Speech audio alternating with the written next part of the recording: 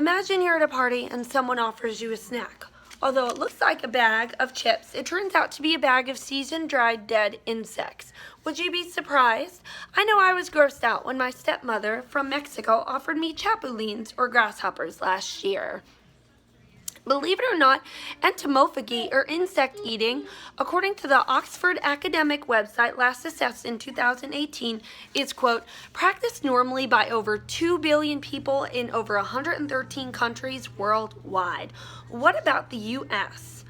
According to expert entomologist, author and pioneer of the modern entomography movement, Professor Arnold Van Hoyst says for YouTube in 2017 about the natives in his time in Africa that they, quote, they will never tell a Western person that they eat insects because the rest of the world considers it a primitive habit. Hoyt's quote, along with my own chapulin experience, made me wonder if there was more to discover beyond just the topic of insect eating or entomophagy. Are there benefits? How is acceptance happening, if at all? I will cover these 2 points today briefly, and you may just discover that there's more to meet the eye to entomophagy.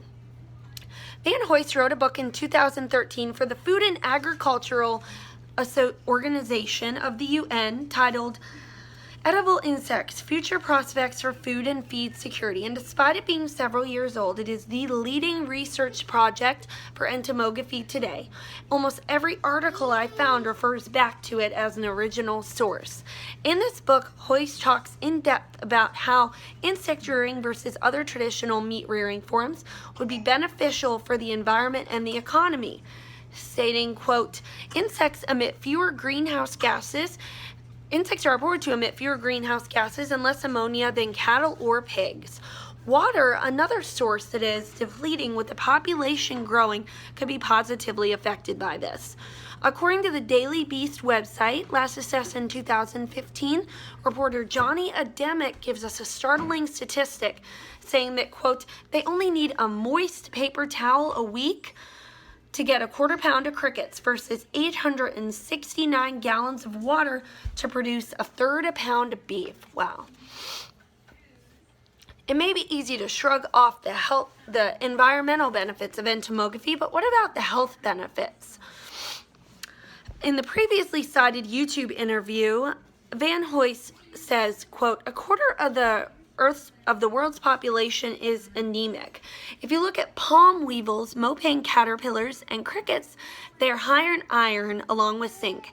As we all know, anemia is oftentimes caused by iron deficiency.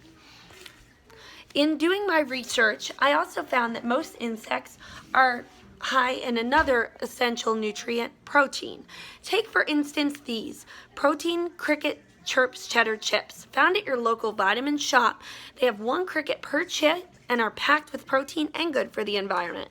With 20 grams of protein per serving, they are equivalent to that of 1 whole egg. Can anyone say superfood? Although entomography is slowly gaining acceptance in the U.S., will it ever become as regular as ordering a bug meat cheeseburger? In an interview for YouTube in December 2016, Van Hoyst talks about how a gateway to modern entomography acceptance could be grinding the insects into flour and served that way. He's saying, quote, if no one knows it's in biscuits or bread, then why not? Why not indeed? Looking back, if I had known about the benefits of entomography when my stepmother offered me the chapulines last year, I would have definitely reacted differently. I may have even tried one. Entomography is gaining acceptance here in the U.S. and with good reason. According to the Travel Channel website, last assessed in 2018, Chef Tim Spinner of the upcoming bug eatery Tequila Felice in Philadelphia says, quote, there's nothing like grasshopper tacos that Mama used to make.